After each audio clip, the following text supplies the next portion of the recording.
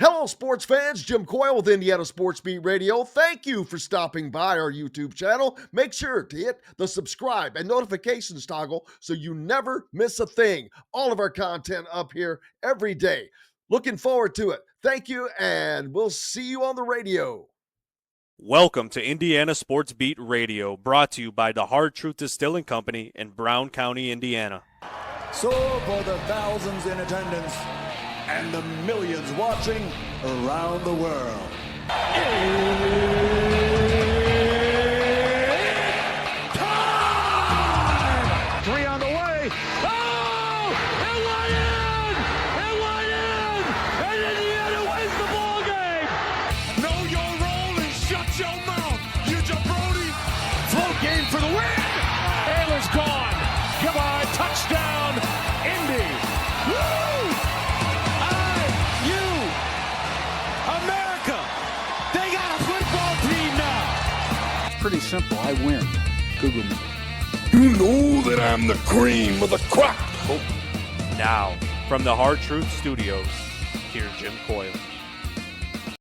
Welcome back to the Hard Truth Distilling Company studios on this Monday. Getting your week started, and no better way to do that than with the voice of the Hoosiers, Don Fischer, as the Indiana Hoosiers coming off of maybe the biggest win of the season, knocking off Ohio State at home, Don, to pretty much secure, and I say that slowly to put a little looseness on that, to secure a spot in the NCAA tournament. As I'm looking at it right now, Lenardi has them as one of his last 4 buys. Not sure where our friend Mike DeCourcy has them, but the fact that they are in the last 4 buys puts them, and they're at the bottom of that, but that puts them 4 slots ahead of the last 4 in, which means 4 teams would have to pass them to get in.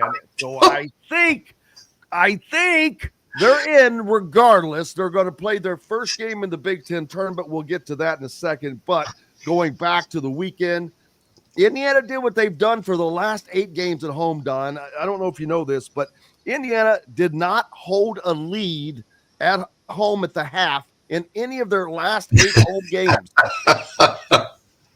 They split 4 of them. Yeah. The other 4, though, were games that they could have won. UCLA, Michigan, Maryland, and I'm trying to think who the other game was, but they could have won all 8 of those games. So it shows you how close they were to not being in this situation. But they're in it, but it looks like they've escaped. Boom. But a huge win Saturday over Ohio State, in which they were trailing at the half again, but come out, and they have been a second half team, and they did it again this past weekend. Well, I think, and let's give credit to Trey Galloway for allowing this to happen, because he put the dagger into Ohio State with that shot from about 28, 30 feet, whatever it was. When he thought the shot clock had been misused and didn't understand the rule, nor did the team understand the rule, basically, nor did I understand the rule, because I was stunned that, number one, that the shot clock had already been running at this point, when he was getting ready to, and he was looking at the official like, you got to change the clock, you got to call timeout here. And the official said, play on. So the fact that he had the gumption to throw up that shot, because the clock was running down. I still think there were like 3 or 4 seconds left on the clock when he shot it. But at the same time, somebody had to get a shot off, and he was able to do that and hit it. Just phenomenal. And nobody I'm happier for than Trey Galloway in this scenario, because the heart and soul of this basketball team, in my opinion, has been through Trey Galloway most of this season, along with Anthony Leal and Lou Goody, because, again, and I said this last week, I think, on your show, maybe I didn't. I can't remember if I talked about it when I was half asleep in Eugene, Oregon. And also fighting a cold at that point, which destroyed my voice for the Tuesday night ball game. But the fact of the matter is that kid has given everything that he has to this Indiana basketball program, stayed around an extra year to help do that. And for him to come out on top in that scenario, to me, is just huge. No question about it. Oh, absolutely. And just to give you an understanding of what Don is talking about, he led Indiana in scoring, well, along with Malik Renew at 16 points, but it was his good shooting. He was 6 of 15 overall. He was 3 of 7 behind the 3-point line, which meant the rest of the team was 2 of 13. So he led them in that regard. He also had 6 assists on the day in 34 minutes. Indiana only had 11 assists in the ball game, and he had 6 of them. Yeah, so he was definitely the head of the snake that day, and it could. I agree with you, and I think I said something, sent it out the other day, though, which it could not be more fitting because he has really taken the team on his shoulders.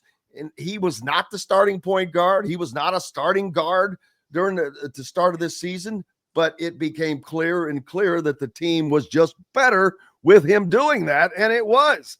He just has a better knock. He's not looking to be the guy, is the thing. Right. His points, everything that comes to him come as a result of him not being selfish. Right, exactly.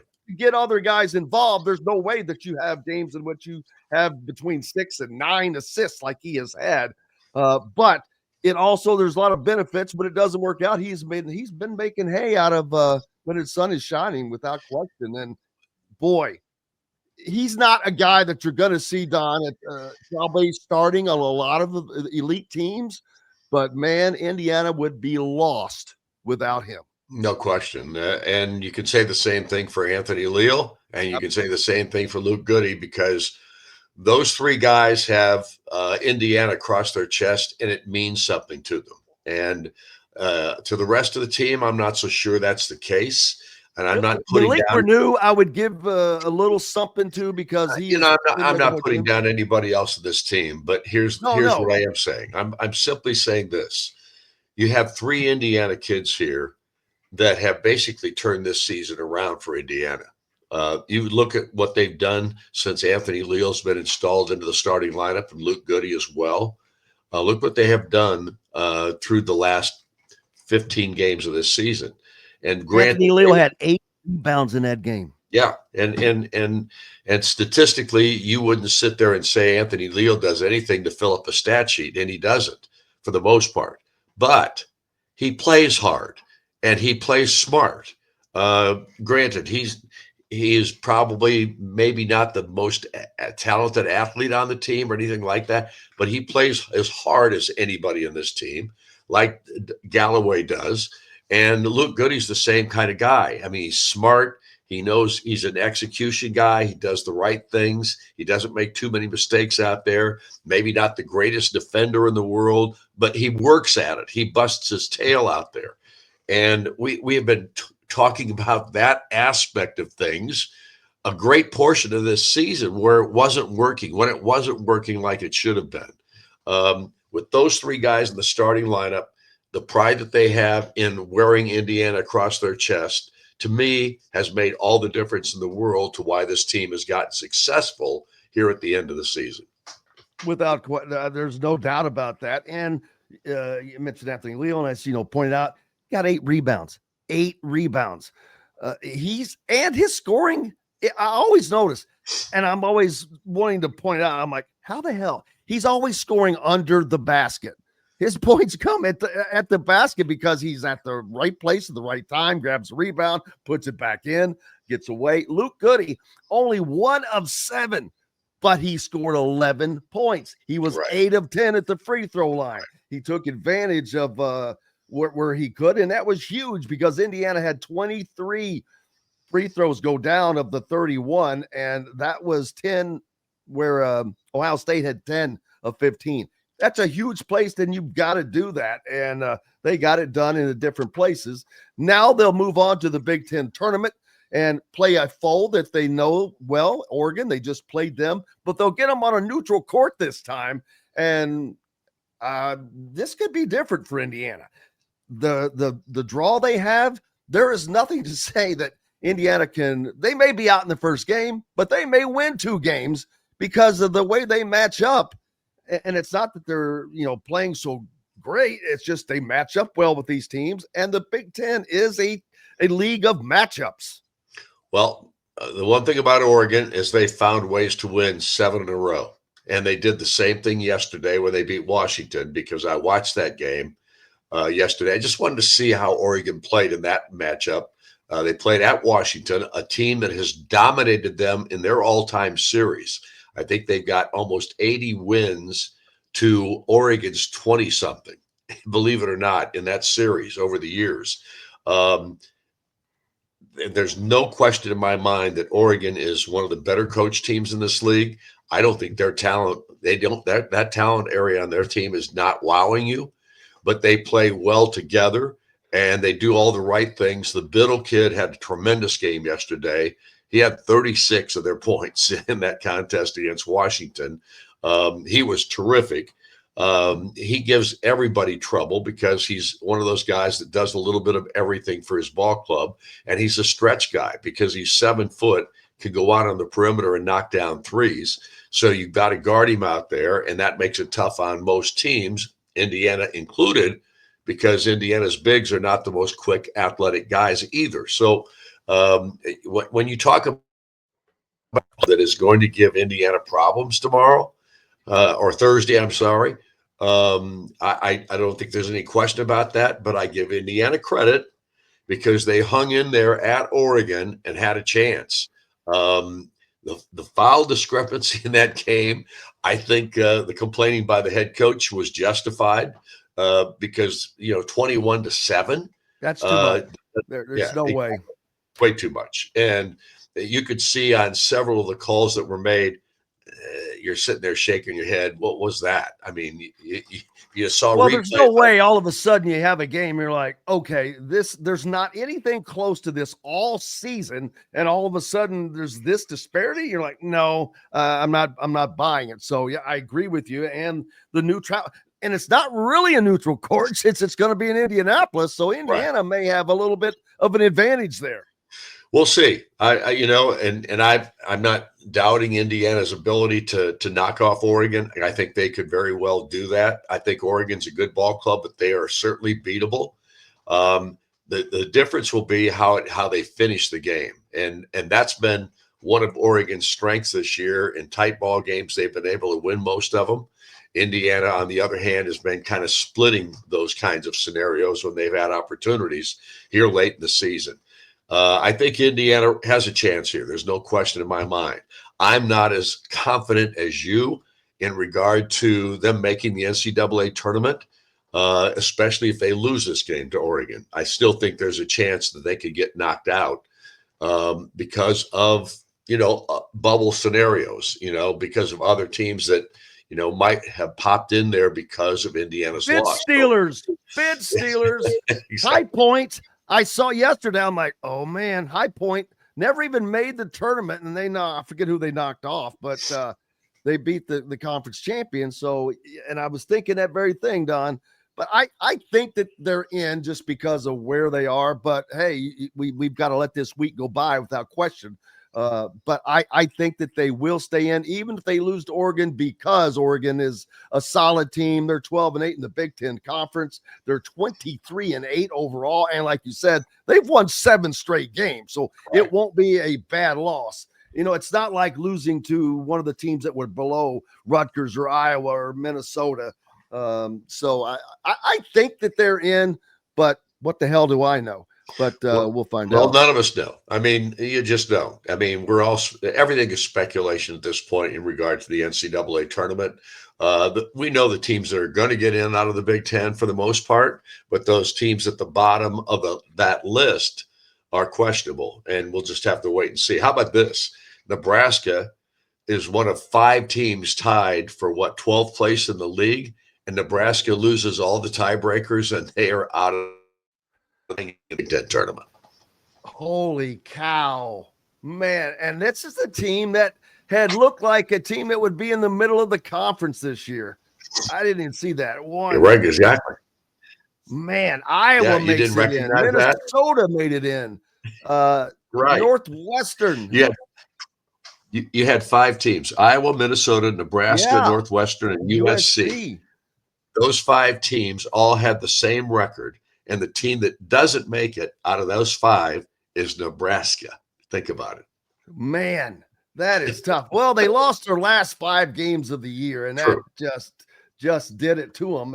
As a matter of fact, that did them in. But yeah, that shows you how tough it's going to be, and that also gives teams something to fight for, even at the bottom, because they won. But Right. Indiana now has a chance to not only secure their spot in the NCAA tournament, but if they were able to beat, or I think that if they can beat Oregon, they can win a couple of games because of the bracket. Well, they play side they're Michigan in. State second, and the next game after Oh. that is Michigan State, just so you know. And it's a Michigan I- State team that has taken off since the Indiana beat them. I take that back then. I thought that they would end up playing Purdue. I have not looked at the bracket or had the bracket pulled up. I was thinking Purdue was going to be in their next bracket, of whom they match up very well with. Right. Michigan State, there's just not a team that's hotter. They have also won 7 straight, and they are the Big Ten champs. They look like they were a weak team because they had a great run to start the season, but they weren't really beating the bigger teams. And then, boy, you want to talk about a team catching fire. They have put their stamp as the Big Ten champion. Here's what has surprised me about Michigan State. It is probably the least talented Michigan State team to win a conference championship under Tom Izzo. And he would admit that. He told me when we played him the first time that he said, "This is one of my favorite teams." And he says, "Here's why." He doesn't have a Because superstar. he says, I've got a team that plays like a team, and they play hard and they bust their butt, and they're not as talented. He says it's probably one of my 5 or 6 least talented teams that I've had here at Michigan State.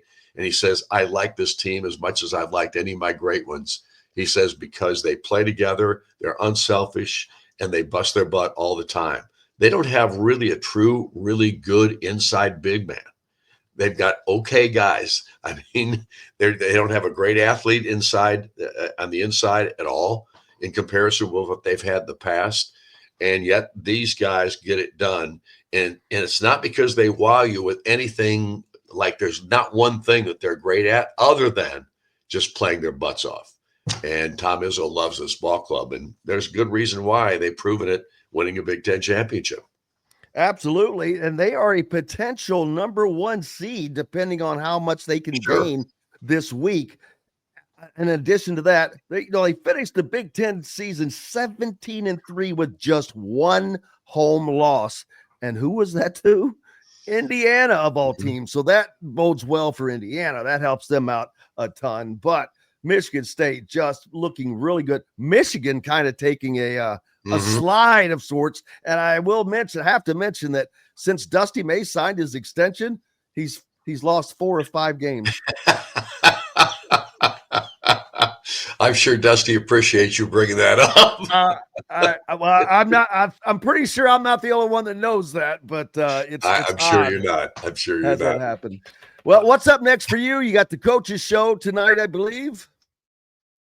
Tonight, Calbert Cheney is our guest. Obviously, looking forward to talking to Calbert about this team and about the season as we wrap up the talk shows for the year.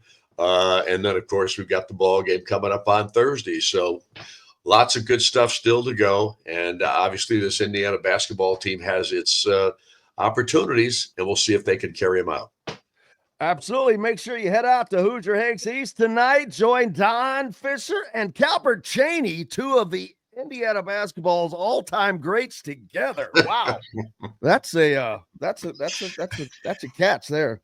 Don, I appreciate you as always, buddy. Thanks, Jim. I appreciate your having me, man. See you. You bet you. We will see you Thursday. There's the great one, Don Fischer, joining us here on Indiana Sports Beat Radio. Hello, sports fans. Jim Coyle with Indiana Sports Beat Radio. Thank you for stopping by our YouTube channel. Make sure to hit the subscribe and notifications toggle so you never miss a thing. All of our content up here every day. Looking forward to it. Thank you, and we'll see you on the radio.